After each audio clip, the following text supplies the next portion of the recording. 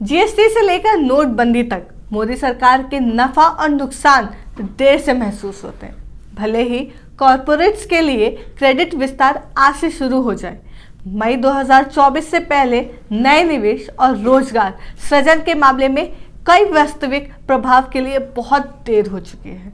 आर्थिक नीति और आर्थिक कठिनाइयों के साथ बात यह है कि दोनों को महसूस करने में कुछ समय लगता है। ये एक ऐसी समस्या है जिसका सामना अब मोदी सरकार कर रही है। नमस्कार, मेरा नाम है साक्षी चौहान और आप देख रहे हैं नजर टुडे। आखिर क्या है पूरी खबर, आइए जानते हैं विस्तार से। एक तरफ सरकार द्वारा लागू किए गए जन हितैषी सुधारों में लाभ मिलना अभी बाकी है, दूसरी ओर 2016 के अंत में नोटबंदी के साथ शुरू हुई आम भारतीय की आर्थिक कठिनाइयों अब केवल वोटिंग को प्रभावित करने के लिए पर्याप्त गति का निर्माण कर रही है। आर्थिक पीड़ा और लाभ के इस स्थगित प्रभाव ने उन्हें संकट में डाल दिया है। अब तक किए गए सभी अच्छे काम सरकार की आर्थिक विरासत को मजबूत करने में मदद करेगा, लेकिन 2024 में कई राजनीतिक रूप में इसका कोई फायदा नहीं होगा। हालांकि इसने जो भी आर्थिक पीड़ा पहुंचाई है उसे अब तक माफ कर दिया गया है, लेकिन आम चुनाव में दृष्टिकोण के रूप में मतदाताओं के मन में तेजी से एक महत्वपूर्ण कारक बनता जा रहा है। किन किन वजह से सरकार पे सवाल उठ रहे हैं, चलिए जानते हैं। सबसे पहला है जीएसटी धारणा। आइए उन सुधारों से शुरू करते हैं जो सरकार ने लोगों की मदद करने के लिए लागू किए थे। मोदी सरकार को जिस सबसे महत्वपूर्ण आर्थिक सुधार के लिए याद किया जाएगा वो है वस्तु एवं सेवा कर यानी कि जीएसटी का कार्यान्वयन। नीतिगत स्तर पर इसके कई अर्थ हैं। पहला, एक अखिल भारतीय कर व्यवस्था, दरों पर निश्चितता और केंद्र राज्यों के राजकोषीय संबंधों में एक उल्लेखनीय बदलाव। हालांकि लोग जीएसटी के लिए मोदी को केवल कर की सर्वव्यापकता के कारण याद रखेंगे।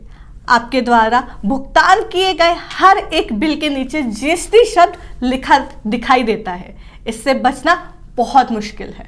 जीएसटी से लोगों को होने वाले लाभ को आसानी से भुलाया जा सकता है। टैक्स राजनीतिक रूप से मुश्किल चीज है। लोग उनके अपने पैसे का एक हिस्सा लेने के लिए सरकार को हमेशा नफरत करता रहेगा। अधिकांश लोगों को यह विश्वास दिलाना मुश्किल है कि उनके टैक्स के पैसों से ही देश चलता है। जो चीजें इससे कठिन बनाती है वह यह है कि पिछले व्यवस्था की तुलना में दर कम होने के बजाय जीएसटी के कारण कीमतों में जो भी कमी आई वह मुद्रास्फीति के चलते पहले जैसे ही हो गई। ये कहना गलत नहीं होगा कि लागू होने के 5 साल से अधिक समय बाद जीएसटी अब अपने परिपक्व चरण पर प्रवेश कर चुका है, जहां सुव्यवस्थित रिटर्न फाइलिंग और टैक्स पेयर द्वारा कम उत्पीड़न के मामले में वास्तविक लाभ संभव हो सकता है। यहां तक कि राज्य सरकारों को पहले ही 5 वर्षों के लिए मुआवजे का भुगतान किया गया था, जो कि अब तक के इनडायरेक्ट टैक्स व्यवस्था के कार्य प्रगति की प्रकृति को दर्शाता है। हालांकि मोदी सरकार के लिए समस्या यह है कि 2024 के आम चुनाव से पहले पर्याप्त लोग अपने टैक्स के अनुपालन को आसान होते नहीं देख पाएंगे। दूसरा है बैंकिंग सिस्टम में दुरुस्त करना। मोदी सरकार ने एक और बड़ा सुधार लागू किया था जिसका लाभ किसी भी प्रकार के राजनीतिक प्रभाव पर बहुत देरी से आ रहा है। वो है बैंकिंग सिस्टम को दुरुस्त करना। बैंकिंग क्षेत्र के संपत्ति गुणवत्ता समीक्षा 2015 में की गई थी, जिससे पता चला कि पिछले वर्षों में कई खराब कर्ज छुपाए गए थे। इसे व्यवस्थित रूप से दुरुस्त किया गया था और गैर निष्पादित परिसंपत्ति अनुपात में लगातार सुधार किए गए। जब अनुपात खराब थे तब तक बैंकों ने कॉरपोरेट्स को उधार देना लगभग पूरी तरह से बंद कर दिया था, जब तक कि उनके बैलेंस शीट को समान नहीं किया जा सका। उन्हें अब दुरुस्त कर दिया गया है। एक बार जब निजी क्षेत्र का यह तय कर लेता है कि फिर से निवेश शुरू करने का समय आ गया है, तब वे बैंक के धन को उपलब्ध कराने की तैयारी और सक्षम हो जाता है।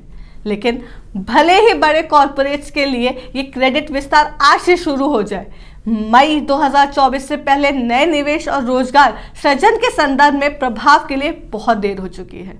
आयकर विभाग की 2020 की फेसलेस असेसमेंट स्कीम, जिसका उद्देश्य टैक्स असेसमेंट को छिपाना था, एक और तरीका है जिससे मोदी सरकार लोगों के जीवन पर सकारात्मक प्रभाव डाल सकती है, जिस पर वे गौर भी करेंगे। टैक्स पेयर को तस्वीर से हटाना, कंप्यूटर के जरिए मूल्यांकन करना और मानव हस्तक्षेप की आवश्यकता होने पर करदाता और टैक्समैन को छिपा देना टैक्स उत्पीड़न को कम करने का एक शानदार तरीका है। टैक्स अधिकारियों की ओर से पुश बैक किया जाता है, जिन्हें लगता है कि जल्दी पैसा बनाने के उनके रास्ते गंभीर रूप से कम हो गए हैं।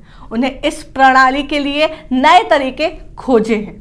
इन खामियों को दूर करने के लिए वित्त मंत्रालय द्वारा सख्त परिवर्तन के कुछ और साल लगेंगे, मोदी 2.0 से भी अधिक वर्ष। तीसरा, जनता को मुफ्त एलपीजी कनेक्शन प्रदान करने वाली उज्ज्वला योजना भी इसी तरह अब से कुछ साल बाद ही वास्तविक लाभ दिखाना शुरू करेगी, जब स्वच्छ खाना पकाने के ईंधन के स्वास्थ्य लाभों के बारे में जागरूकता इतनी बढ़ जाएगी कि लोग इसे चुनेंगे, भले ही ये उसे गंदे विकल्प से अधिक महंगा हो। यहाँ तक कि सरकार ने जन धन बैंक खातों को उपलब्ध कराने और उन्हें मोबाइल नंबर और आधार से जोड़ने के लिए जो काम किया, वह इस प्रोग्राम पर काम शुरू होने के लगभग 5 साल बाद ही आने वाले लोगों के लिए वास्तविक ठोस लाभ दिखाने लगा। यह महामारी के दौरान शुरू हुआ था और ये जरिया सरकार मुफ्त भोजन नकदी प्रदान कर सकती थी। लोगों को वास्तव में इस जन धन आधार मोबाइल की त्रिमूर्ति से लाभ देखा है, लेकिन सरकार अब महामारी से संबंधित समर्थन वापस ले रही है और इसलिए कोई भी अनुमान लगा सकता है कि लोग इसे अगले साल याद रखेंगे भी या नहीं। आर्थिक तंगी अब दिखाई दे रही है। ऐसा लगता है कि आर्थिक तंगी की अवधि समान रूप से बड़ी है, यानी लंबे समय तक संकट ही चुनावी मुद्दों में तब्दील होने लगता है। उपेक्षाकृत हाल में संकट में माफ कर दिया गया है और अगर यह कुछ समय के लिए चलता है तो केवल एक राजनीतिक मुद्दा बन जाएगा। हाल ही के केवल लोकनीति CSDS सर्वेक्षण में ये कहा गया कि कुछ दिलचस्प जानकारी दी गई है। नोटबंदी के 2 साल से कभी कम समय में भारत ने अनौपचारिकता अर्थव्यवस्था को भारी झटका लगा है। मतदाताओं ने 2019 के चुनाव में इसके लिए सरकार को दंडित करने से परहेज किया। दरअसल लोकनीति CSDS सर्वेक्षण के अनुसार 2019 में केवल 17% उत्तरदाताओं में पाया गया कि भारत में सबसे बड़े मुद्दे आर्थिक यानी कि बेरोजगारी, गरीबी और मुद्रास्फीति थे। हालांकि महामारी और रूस यूक्रेन के युद्ध के कारण लंबे समय तक उच्च मुद्रास्फीति के साथ महामारी से पहले से उच्च बेरोजगारी के स्तर को बनाए रखा और अधिकांश भारतीय के लिए आय के स्तर पर कई वृद्धि नहीं हुई। चौथा, RBI से जुड़े कुछ सर्वेक्षण आधारित सूचकांक वर्तमान स्थिति सूचकांक और भविष्य के उपेक्षा सूचकांक दोनों दिखाते हैं कि वर्तमान और भविष्य के बारे में उपभोक्ताओं विश्वास का स्तर नोटबंदी से पहले की तुलना में कम है। दूसरे शब्दों में, लोग अतीत की तुलना में अपने भाग्य की वृद्धि नहीं देख रहे हैं और न ही भविष्य के बारे में आशान्वित हैं। भारत में महामारी के बाद आर्थिक नीति एक समझदारी रही। उम्मीद है कि सरकार अब लोगों के मिजाज को बदलने को कुछ ठीक ठाक तरीकों के तलाश में इस दूर नहीं करेगी, लेकिन इससे राजकोषीय नुकसान होता है, जैसे कि अतिरिक्त मुफ्त भोजन योजना को फिर से शुरू करना या तेल की कीमत में फिर से वृद्धि होना और ईंधन की कीमतों पर कटौती करना। लगातार आर्थिक मोर्चे पर विपक्ष मौजूदा सरकार को घेरने का काम करता है और CSDS का ये सर्वे सरकार के लिए चेतावनी का काम कर सकता है। ऐसे ही तमाम जानकारी और खबरों के लिए देखते रहें नज़र टुडे। अगर आपको ये वीडियो अच्छी लगी हो तो इसे लाइक करें और हमारे चैनल को सब्सक्राइब करें। धन्यवाद।